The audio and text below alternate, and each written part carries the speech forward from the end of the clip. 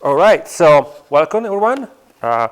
This is going to be an exciting talk about concurrent combinator in Fsharp, something that I want to do for a long time. There's a bunch of stuff here that I use in my past work that I talk about in my book, and more material actually going to be in the slides, in the source code you can download, and then provide the link. You can download the slide, and the source code is already uploaded like 10 minutes ago before the talk. All right, so there's going to be a lot of code here. The objective here will be really implement a serious combinator to simplify the concurrent programming model. Let's sit here so you can see. And you see how we're going to encapsulate and control side effect using in a context of a synchronous operation, and really bring like composition to an extreme, right? Because in the end, we will construct custom combinator that are composing like logical asynchronous combinators, such as async and, async or operator, async if, and stuff like that. And we'll see how actually this is going to be very useful to solve a problem in your current job, hopefully.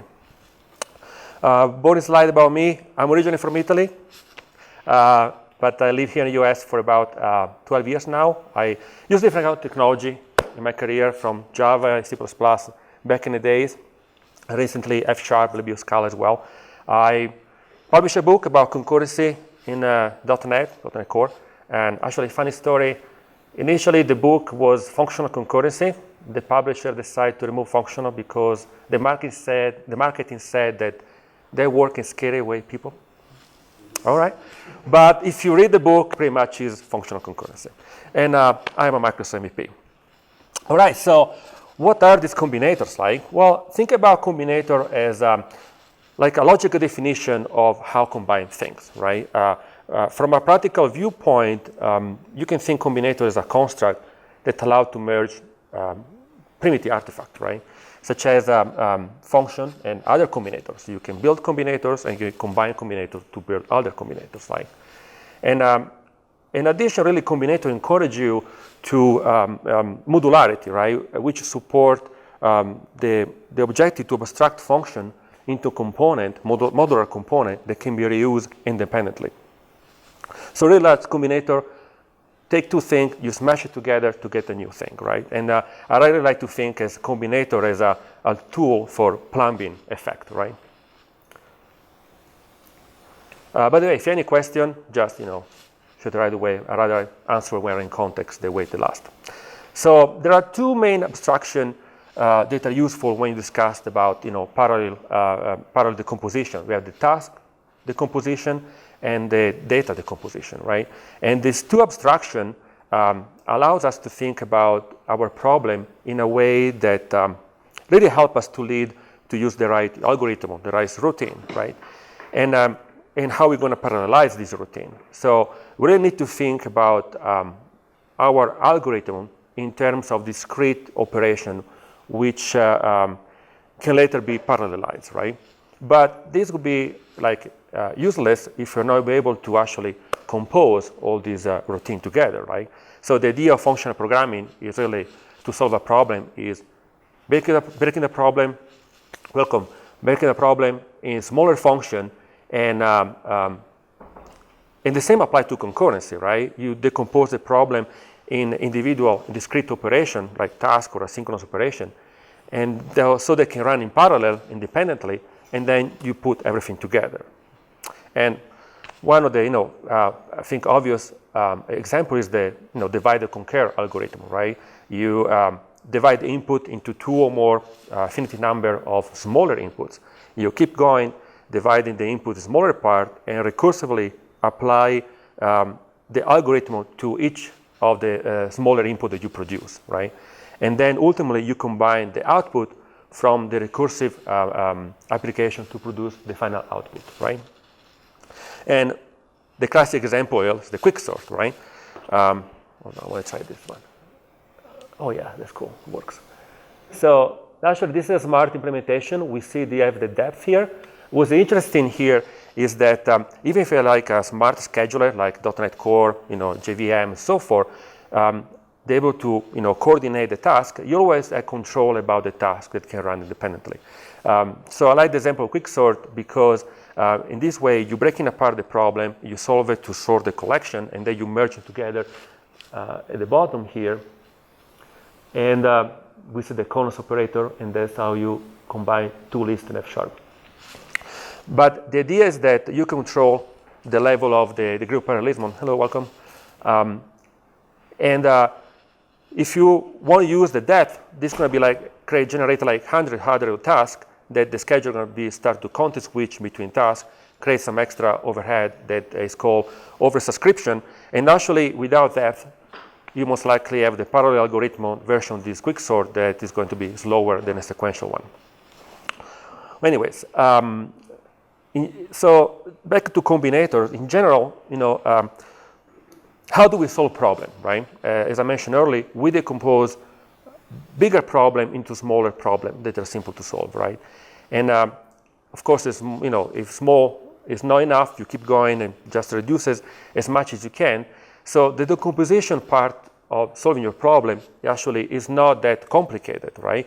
And but the challenges come when we leverage the sense of functional programming when we recompose all the small part together, and especially when we have concurrency, when we have the independent part of the task that can run like not always in the same order. So we're expecting that the result is deterministic, but how the piece of code run, it can be not always in the same order.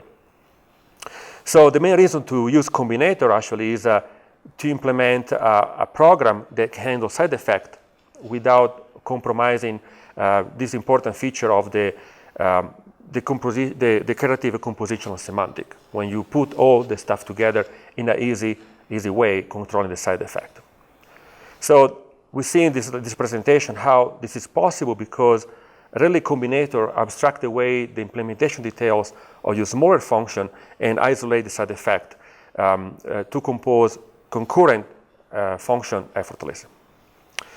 And in fact, if you think about it, with different concurrent programming model also become different challenges. With the sequential part of your program here, we are used to programming this way sequentially. So we break the function, we compose it easily.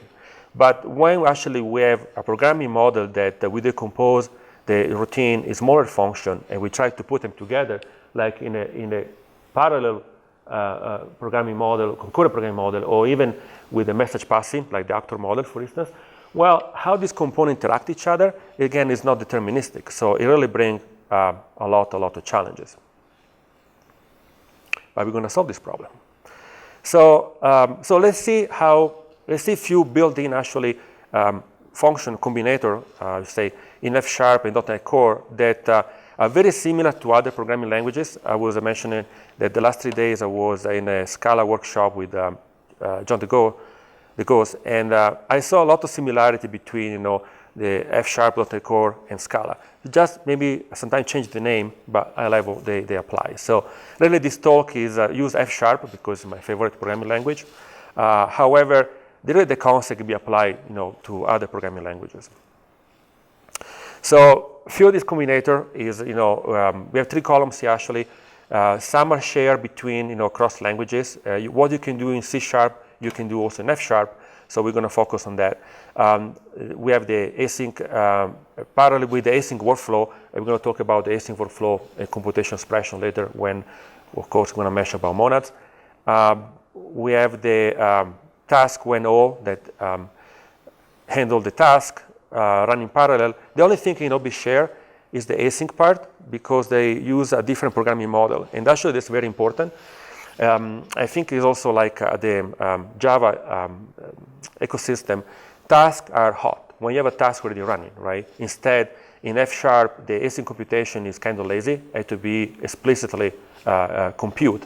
And in this way, actually allowed you to compose the function without running any sort of issues. There are some hack you can do to make the task don't be hot, but again, it's a hack around and like to be hack.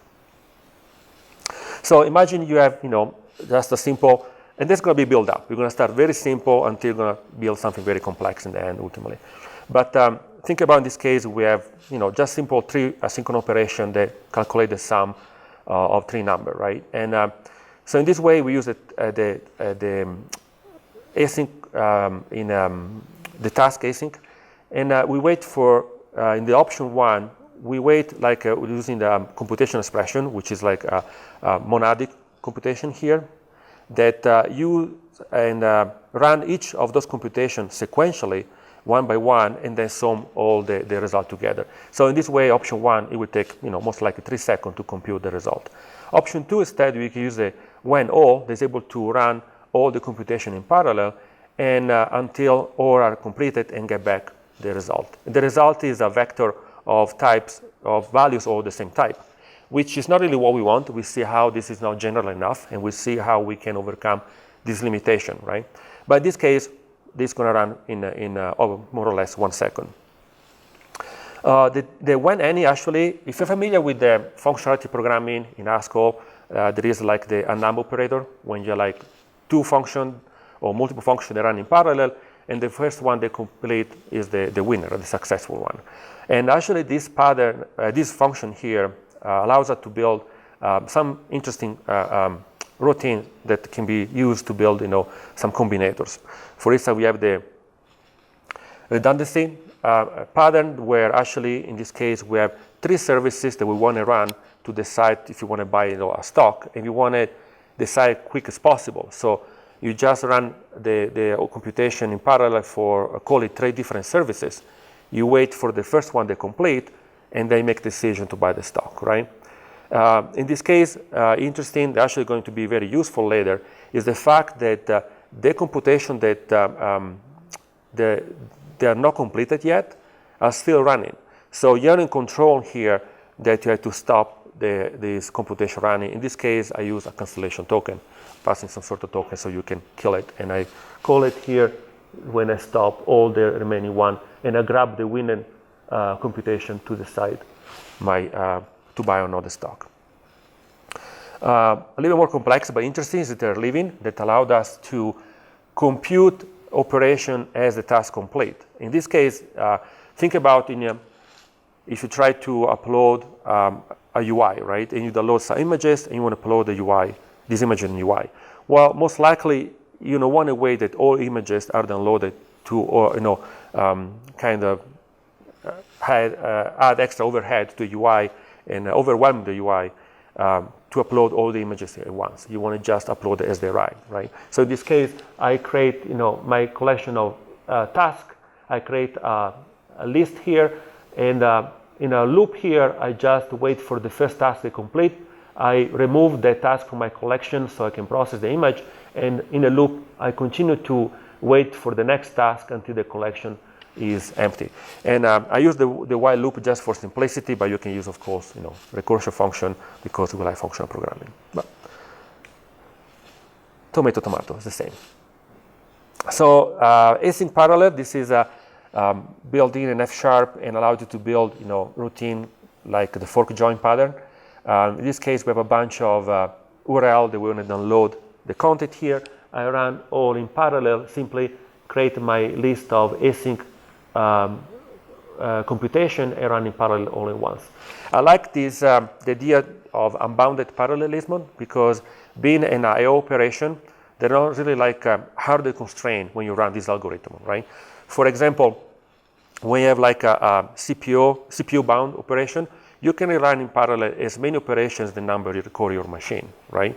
But because it's I/O bound, in this case, there are some CPU cycle, but really not overwhelm the CPU. So you can only spawn 1,000 operations that can truly run in parallel, regardless of your hardware, which is quite nice. However, it's not that unicorn and rainbow.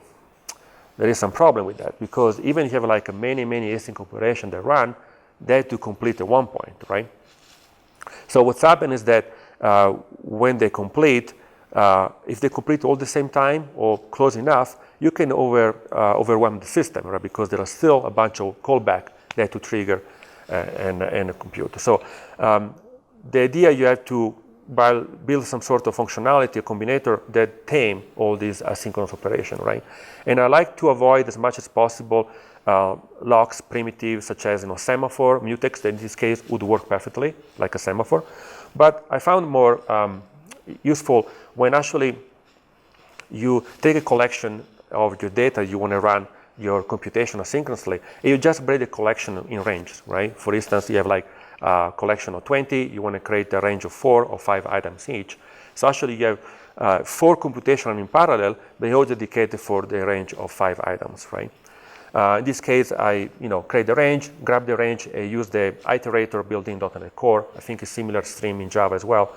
You just iterate it through, grab the functionality. In this case, this does produce a result. So I have a local copy, a local list that is not shared among the thread. And it's going to be one copy for each of the thread that run this computation in parallel. And then I return it. And then when all completed, just aggregate it together. And then I can just simply use it. In this case, this is the similar function that just produce side effect as a result. So they won't be the part of the collection here. It just do something, but pretty much the same functionality. In this case, I have a collection divided by 8 range, which is my favorite approach. All right, so we saw about a few built-in combinators that can help us to build more sophisticated combinator, right? But let's talk a bit briefly about ASIC computation, which is the bread and butter today is programming, right? Especially in distributed application, many operations are performed asynchronously. You work database, you call database, you perform some web services call, and everything goes well until it does, right? And when you have some problem, well, you have to deal with that. So, for instance, very useful combinator that I use all the time is the or else combinator that also was part of the Zio library in Scala. So in this case here, what it does, it provides a computation that you want to run. I'm ready to get practice with this thing here. The task here and a fallback that works, is triggered when there is the problem. In this case, we control in the continuation here, when the task completed, we pass the continuation, we check the task is faulted, then run the fallback, otherwise return the result, right? In this case, I want to run, get the rate from a currency, and I have 2 services, so if one failed, I can fall back to the other one and just pass, the or else here and combine these 2 functionality. This is the pipe operator in Fsharp, which pretty much is left associative to the next function. So you pass the result of this function here as input of the this function here. Okay.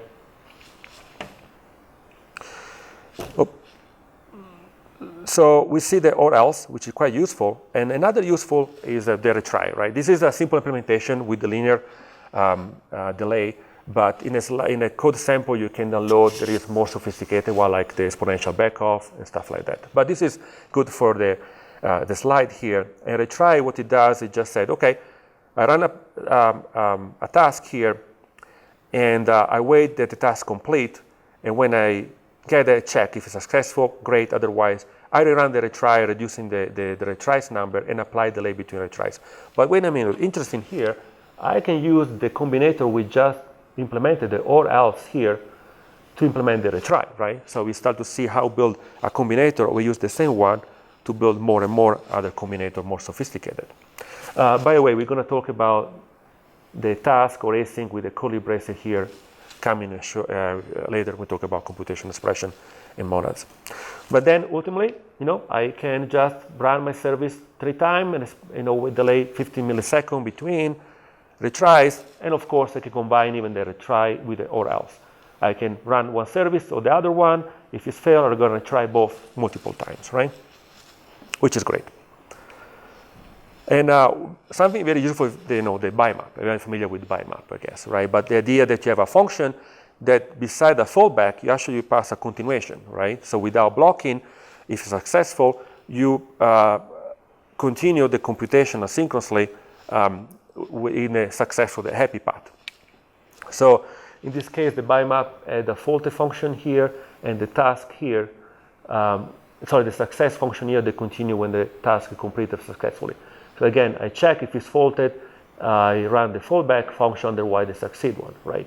And here how you work it, you use it. You just run your function here, the by map is successful, do some printing, and otherwise do some logging for the exception. And again, magically, I can use again the or else here, right, as implemented. This is an alternative way you can compare your by map. And I task map against the succeed function, or I run the or else if there's something wrong. That's quite interesting, right? I think it is. Altogether, we have a web API, for instance, that we want to run to check the currency. We pass the information that we want to check the rate, and we run the or else, the retry, and the by map returning that 200 or error. I think the task map there is kind of useless.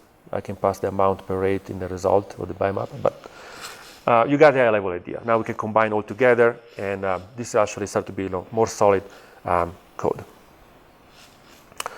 All right, so that was cool, but let's step a little bit back.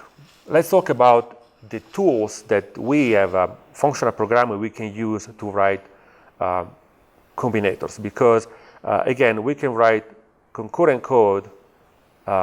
It's hard to write concurrent code. I should say it's simple to write concurrent code. It's hard to write concurrent code. We'll see what kind of tools we can use to simplify this. And there is this toolkit for the functional toolbox, right? We have the tool that we can use, and every tool has a different name, different purpose, right? In this case, we have the compose, that we use the monoids, the fold for the iteration, combine reduce for the aggregation. We have to mix in effect. We have the functor, right? For call sometimes fmap or map in the return, and the monads when you actually want to try to chain the effect, right? The synchronous computation or task computation is a real effect. How are we going to chain this using monad, using sometimes called bind operator, sometimes flat map. And applicative, when you run the effect, you kind of handle effect in a parallel manner. This is called apply or zip. And then of course you have a traverse when you handle effect in a set, in a collection. All right, so this is I want to just show you this again. I found it interesting. This is like the set of few functions that we just see in our toolkit for the task specifically, but it can be for async. But the idea, this applies for all the programming languages. We have the return here that just lift any value to an elevated type. So this return, take this value, is going to be a value of task. It can be return, pure, depend the programming language, a different kind of name, but the concept apply. The bind operator, here's the monadic bind operator. It just applies to an effect, a mixing effect. In this case, we have a task A, we execute the task, and do a transformation of the effect.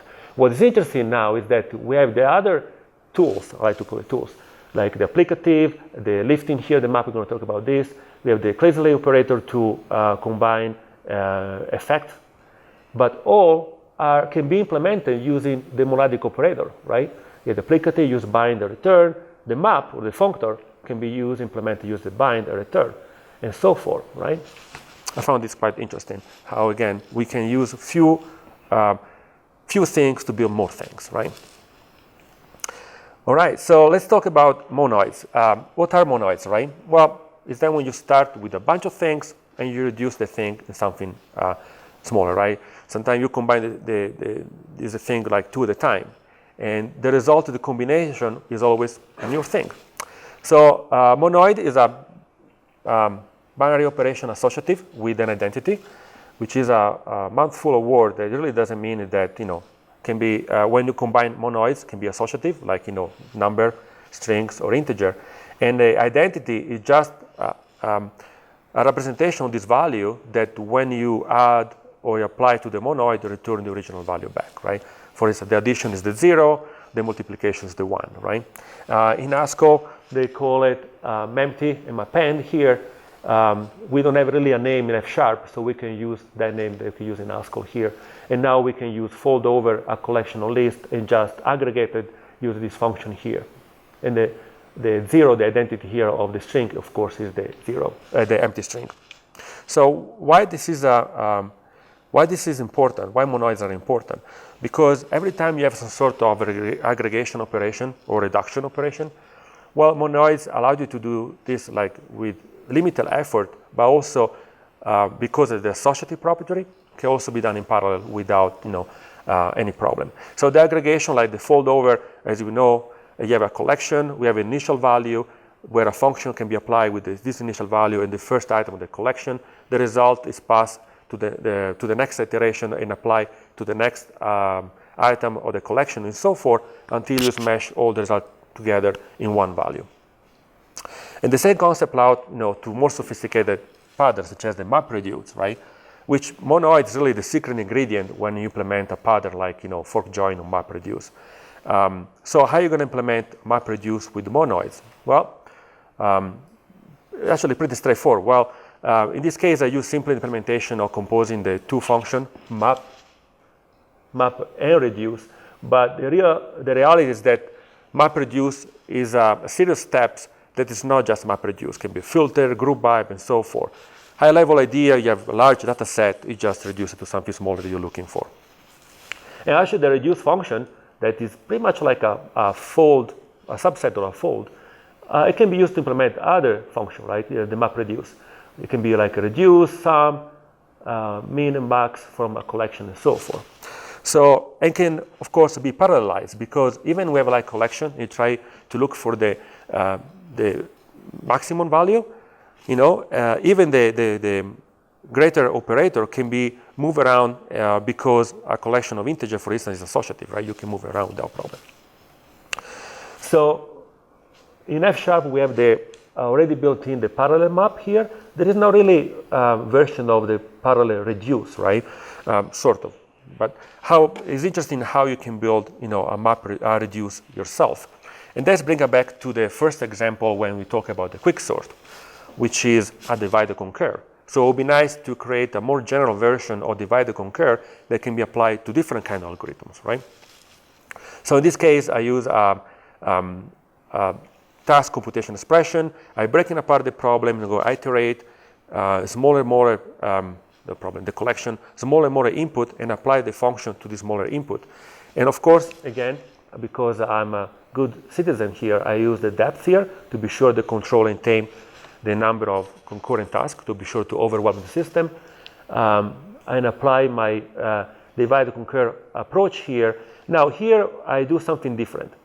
I run the two recursive operation here, the two operations recursively in the two independent tasks. Now, this is not optimized still recursive, but because they run in two tasks, they run in two tasks in different stack. So it's okay, you won't run any series of stack overflow exception. So this is completely fine. I use actually this function, task map2 here, okay, which is implemented using applicative.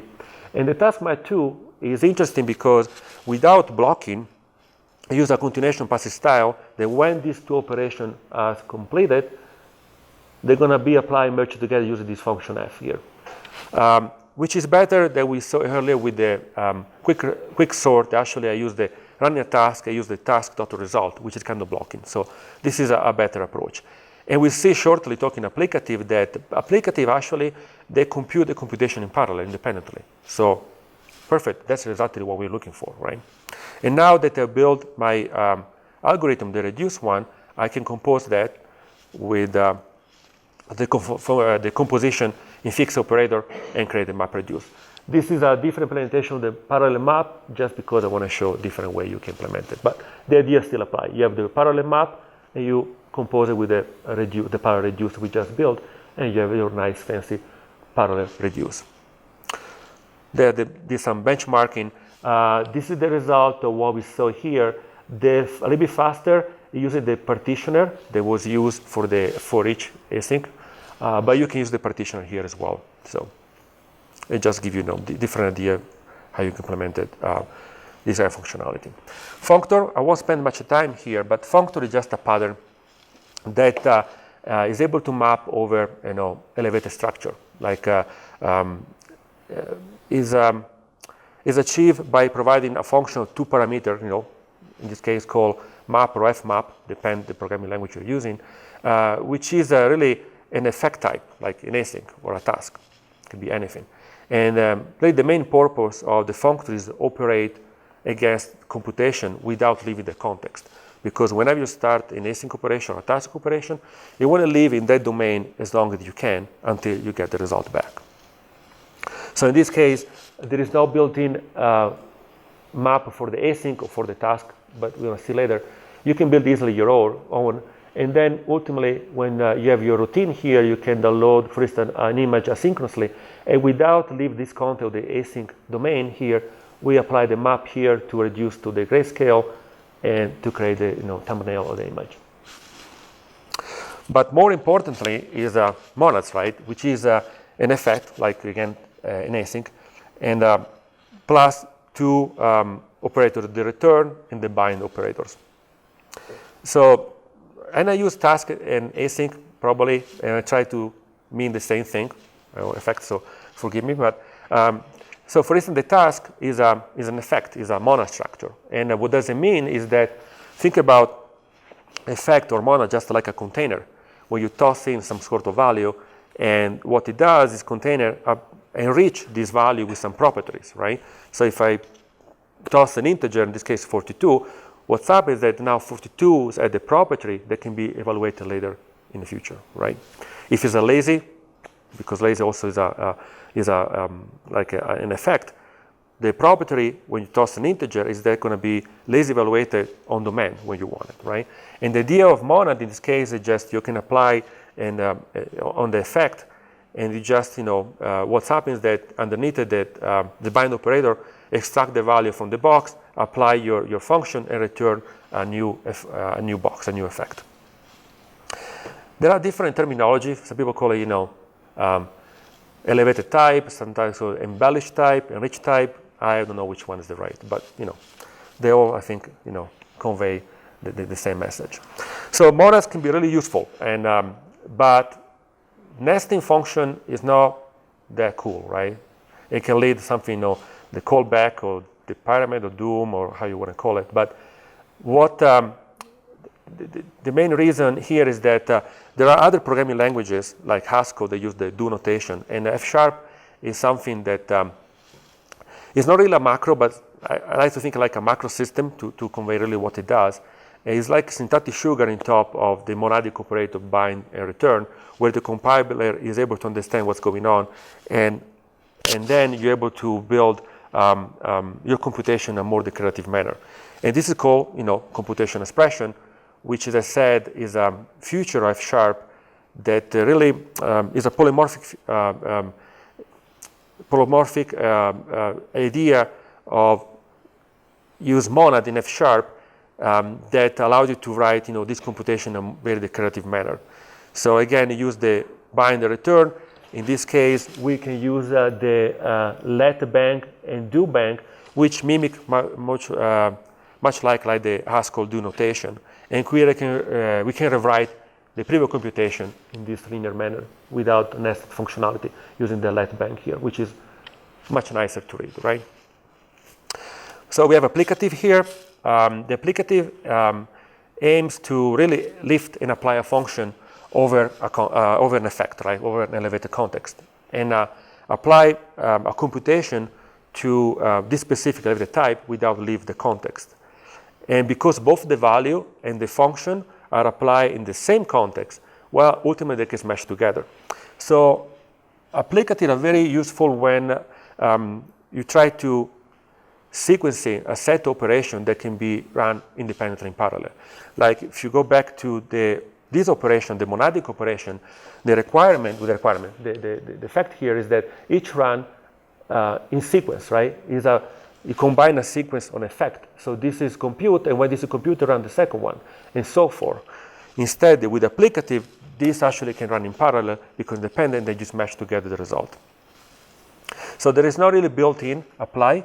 In Fsharp, you can build your own easily, and I like this implementation better. They use the monadic bind operator, because if you're using the monadic bind operator, you really lose the property to run in parallel the functionality. So you miss the point in the context of task and ASIC, right? If it wasn't in the context of other effect type, that could be completely fine. But, oops. Oh, I'm going too fast. Back. Okay. So the apply here, the main purpose is to unpack a function wrap in an elevated value. It can be like effect E, I take a function E, A to B, and an effect A, they go to effect B. Okay, in this case, async and a function A to B, and lift to a function to async A to async B. And the main purpose here that it is used, as I said, the implementation of using the bind operator, but I like this implementation better, so we're able to run in parallel the applicative. Same as we saw before with the monads, with the bind operator, we don't like to use nested function, right? So Fsharp is something very cool that you can define your own infix operator. So you can build your own infix operator, in this case, for the map, which is just lift a function to the elevated typing context. So lift the blend image to the async, in this case. Yeah. And then the star here is the applicative infix operator, so I can apply these two functions. And these two functions going to run in parallel, so I download the images in parallel, and then apply the blend image when both are downloaded in parallel. So now I can, define my code in a more linear and clear way using the fix operator.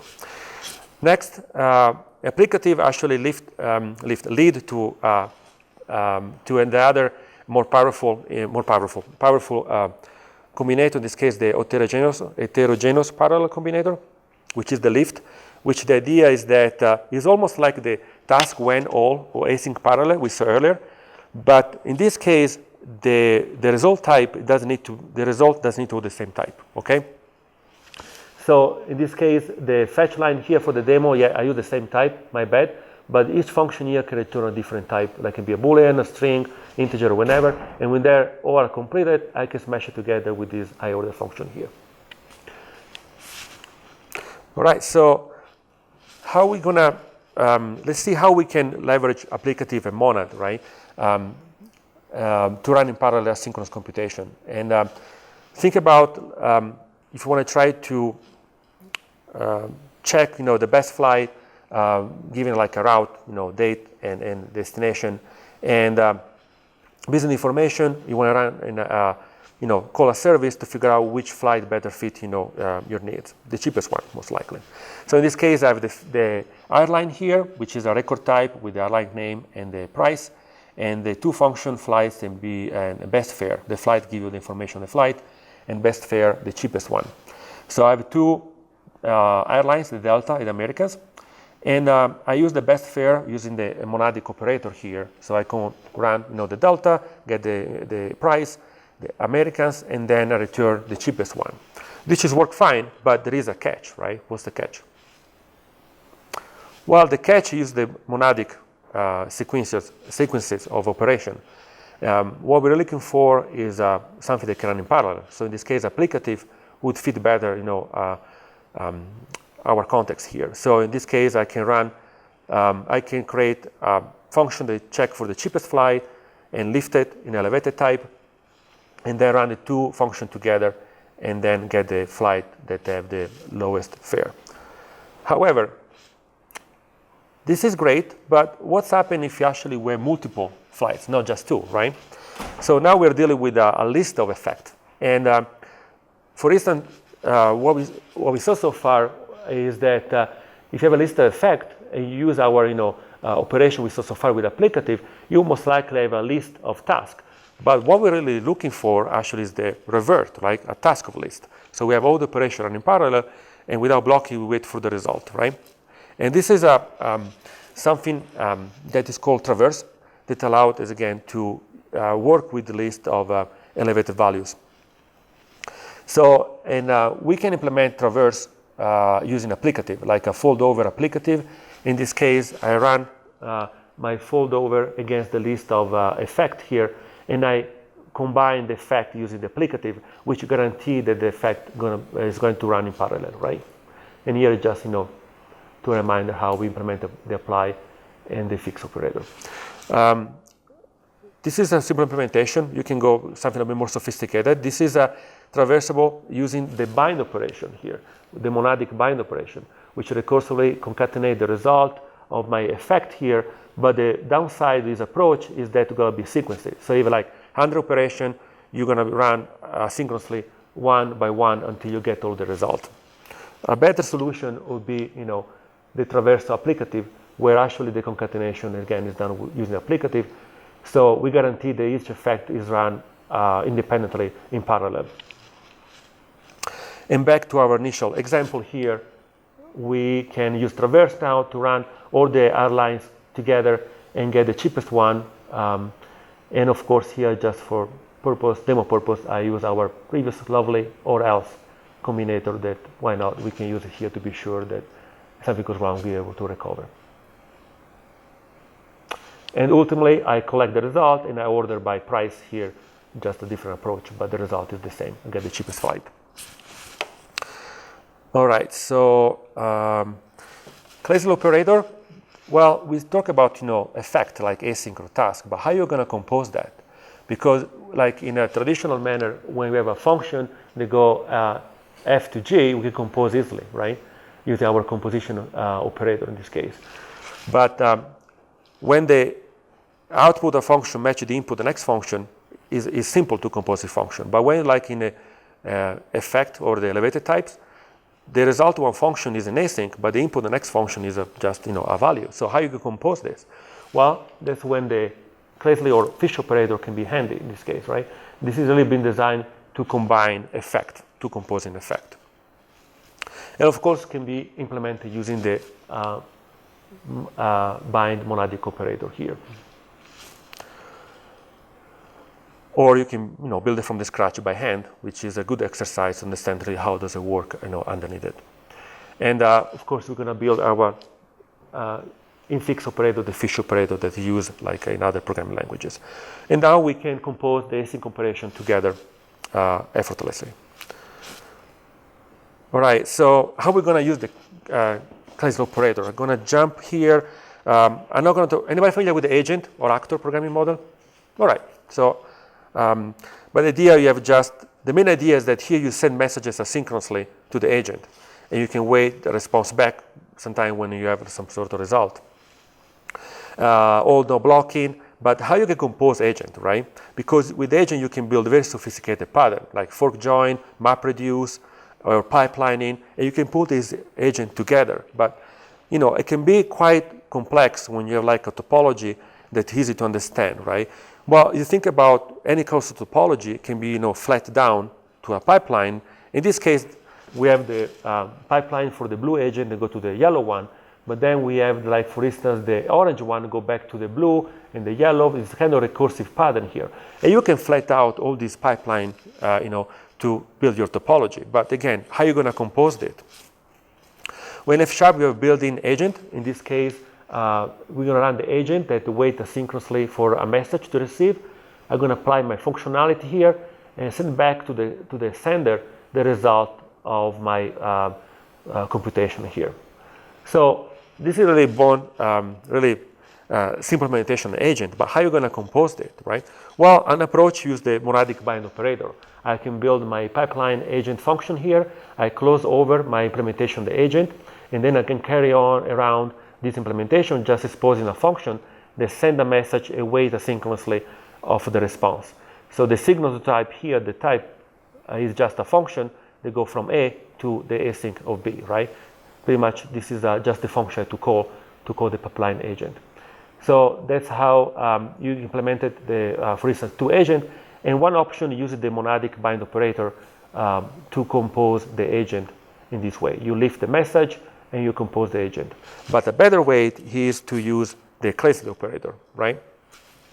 Because now we can easily just compose the agent that we define in a pipeline is like called point free, because we don't even need to expose the argument in this function. That's why it's called point free. But that's really the most important part of this talk is now finally the controlling the execution flow with concurrent combinators. And this is where actually we try to build, implement combinators such as the OR, leveraging the monoids that we saw earlier, the applicative for the AND operator, and then use the monads just to glue everything together. And the idea of the and or the if we see now in the next slides is the idea that you stay in a async context without leaving the async context for as long as possible. So the AND operator, yep. So the AND operator is called to, for instance, async operation, await until it completes. So there are two implementations of the async here.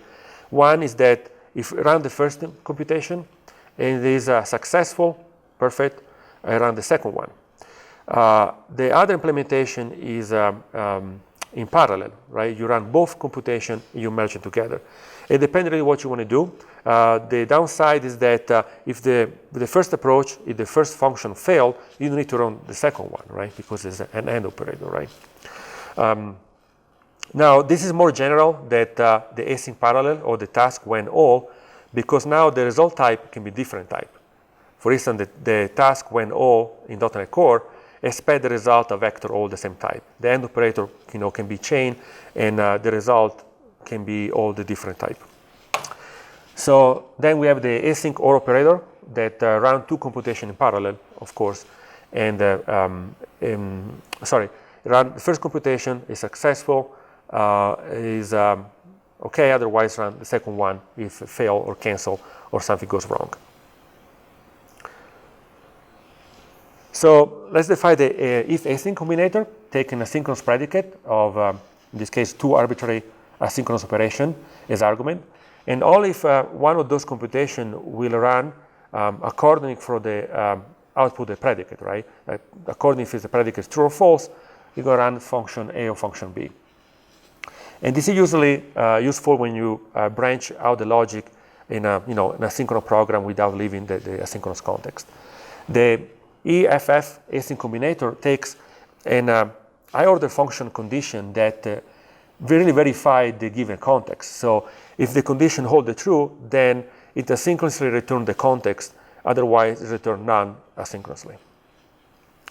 And now finally, we can build our AND combinator, right? They return the function A and B when they complete. And you can, as I said, you can implement this function both ways, running parallel or sequentially, depend what they try to achieve. There are implementation for both options in a code sample you can download. When you build your AND operator here, of course, you can build your infix operator. Now we can build the OR operator. You can see the pattern is very similar, right? And you create your infix operator here.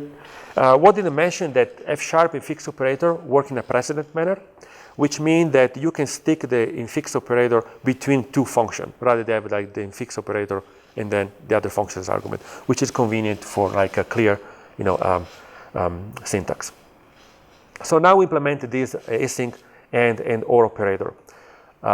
Let's see how we can use it to again check the historical stock market to decide to buy or no a stock.